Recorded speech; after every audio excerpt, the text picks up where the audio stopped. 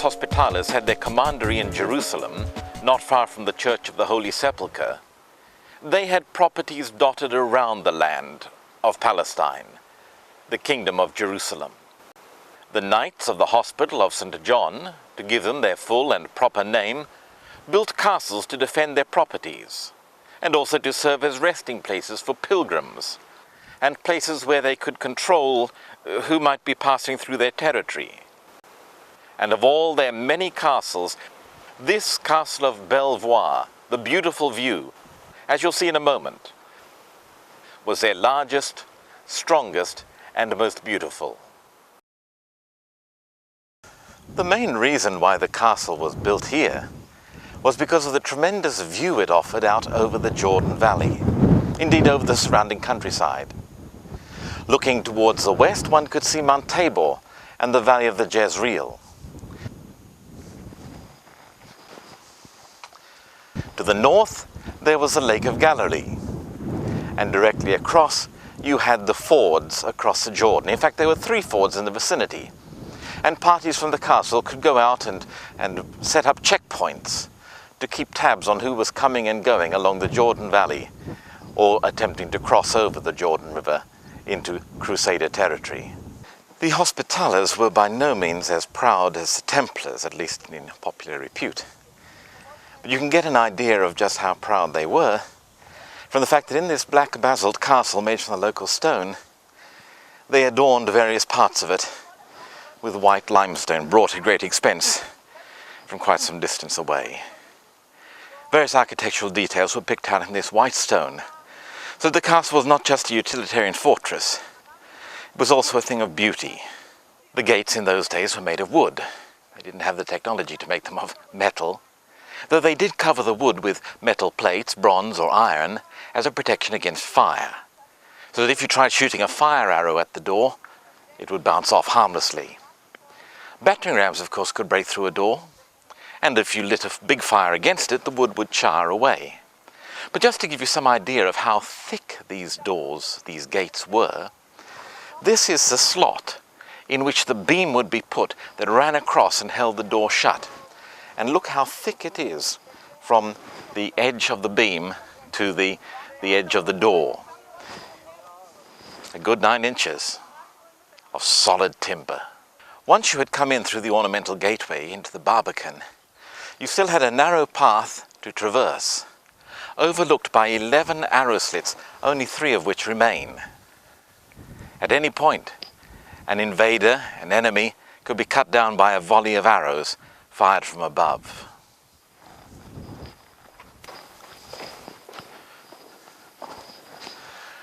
There were no springs in the vicinity, and not even medieval stonemasons, who accomplished some remarkable feats, were mad enough to try drilling down through 1,000 feet of solid rock to reach some possible water table. And so the castle was supplied with water by means of rainwater. It didn't rain very often, but every drop was channeled into huge cisterns such as this one, built of stone and carefully lined with plaster, as you can see on the wall behind me. I don't know how much water a cistern this size could hold. It must have been a considerable amount. And of course, eked out by rationing and replenished every so often by the occasional rain shower. This and the other cisterns was enough to keep the garrison supplied with water throughout the long, weary months of the siege. Probably the most impressive feature of Belvoir Castle is this moat. The stone out of which the castle is built was dug from this moat and then carried up and the castle built. The result was a ditch 30 feet deep and 60 feet wide. The slope over there, because of all the stone that has fallen down over the centuries, is rather gentle, but originally it would have been a vertical cliff. And on this side, the wall slopes, but for a very good reason, not to make it easier for someone to climb up, but to detract from the force of a battering ram punching against the wall. If it was faced with a vertical wall, the blows would have the maximum impact, maximum force. But where the wall sloped, any blow would tend to jerk upwards, and so the force would be deflected and less damage done. I'm standing here in the space between the outer wall and the inner wall of the castle, and beyond the inner wall lay the keep itself. A concentric castle with rings of defense, so that even if the enemy managed to get over the moat, over this wall, into this courtyard, they still had another wall and another courtyard to get through before they could hope to get at the inner keep.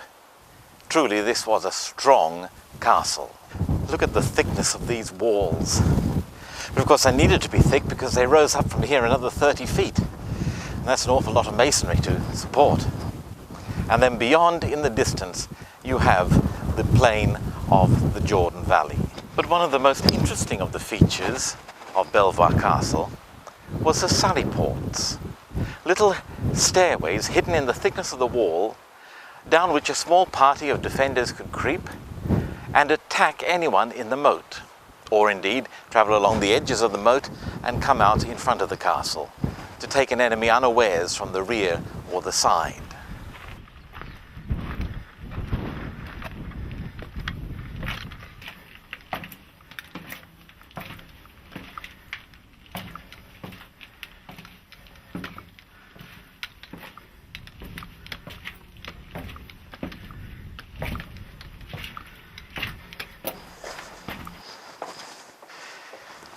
Hidden in the angle of the tower, the sally port was both inconspicuous, easily defended, and the steps leading up to it were deliberately made rough and uneven, so that anyone attempting to come down it or up it in the dark would stumble and trip and give the defenders yet one more chance to deal with him. And now I'm standing in the keep of the castle, the strongest part of the castle. Belvoir, one of the strongest castles ever built in the Middle East, and certainly the strongest owned by the Hospitallers, was built on the concentric plan, with the keep surrounded by 2 layers of walls and the moat. Even if every other part of the castle was taken, the keep, equipped with towers and gates, arrow loops, its own magazines and cisterns, could still hold out. These huge vaults within the donjon, or keep, of the castle served as living quarters for the knights. There was also a bathroom, kitchen. We sometimes think medieval people were filthy, but the Hospitallers, along with the other knights of the cross, were expected to wash once a day and to shave regularly. But as well as providing shelter from the elements, these vaults also served a most important purpose. We have a description from Kerak Castle, when it was under siege, of the terror produced by the rain of missiles that was being fired at the castle from the trebuchets and mangonels that Saladin had assembled outside. And we can be sure that similar feelings were engendered here. As these huge stones thudded down onto the castle and the courtyards around it, people would be only too glad to come inside the vaults and to take shelter from certain death. Behind me is the remains of the ramp which led up from the central courtyard of the keep to the upper levels. It was deliberately made on a gentle slope, because a steeper slope or even steps could be rather treacherous underfoot, especially once they are worn a bit smooth, for a man wearing iron on his feet. Upstairs were the apartments of the commander of the castle, and also a chapel and other rooms. Of course, in those days, doors didn't have hinges as we understand them.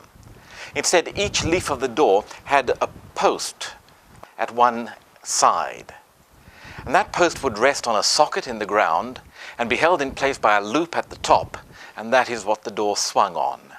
Well, we can't see the sockets here, they're covered in with gravel, but we can make out the loops up above us at the top of the arch. Just look at the size of these stones, massive blocks of basalt, with their wide borders and crude central bosses like here and over there. This is typical Crusader work. Its very massiveness speaks arrogance and pride, the surety that the Kingdom of Jerusalem would last forever. But Belvoir Castle, despite its enormous strength, had a weak point. On three sides, north, west and south, it was surrounded by that huge moat. But here on the east, there was no moat. The castle just opened out onto the hillside. Perhaps the designers of the castle felt that the steepness of the hillside would be sufficient to protect it. More likely, they just never imagined of the situation where there would be no possibility of relief.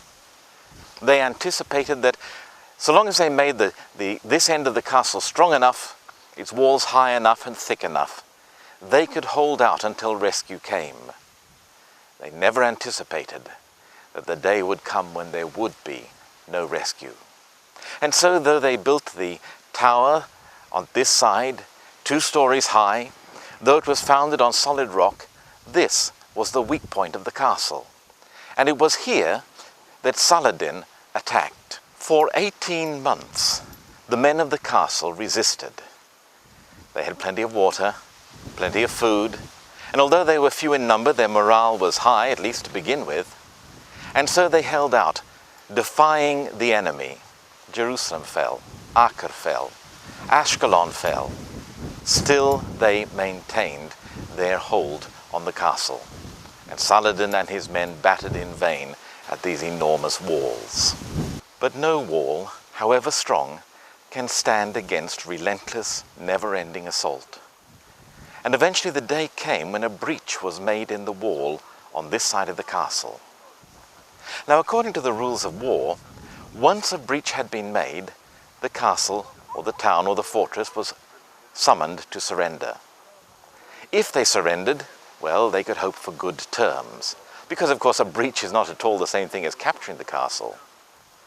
But if once a breach had been made, they stood to their defense, then they could expect no quarter, and every man, indeed anyone within the fortress, men, women, or children, was liable to be killed by the conquerors if they managed to fight their way into the fortress. It must have been a hard decision for the commander of the castle to make, but eventually he accepted terms, and he and his men were allowed to ride away from the castle in safety, to go wherever they would with their arms and weapons. And so the castle fell only a few short years after it had been built. A few years after that, it was deliberately destroyed by the Muslims for fear that the Crusaders might return and use it again. And it has stood in ruins ever since. Like the castle of Belvoir, every one of us has a weak point. For some, it may be sexual matters. For some, it may be drink, gambling, telling lies, arrogance, pride, standing on other people in order to advance your own career. We've all got our weak point. The question is, what are we going to do about it? The Knights of Belvoir left it too late. By the time Saladin arrived, it was too late for them to do anything about their weak point. Jesus is willing to help you deal with those weak points. If you ask him, he'll come into your life and begin to work in you in ways that I can't even begin to describe, ways that you might not even expect, to change you into something different. That can be a scary thought. You probably like the way you are. That may be why you are that way. But whether you like the way you are or not, Jesus will make you different if you will let him. Don't wait until the enemy comes. Don't wait until the forces and the foes are encamped round about you. Take matters in hand now and get your life sorted out with the help of Jesus Christ.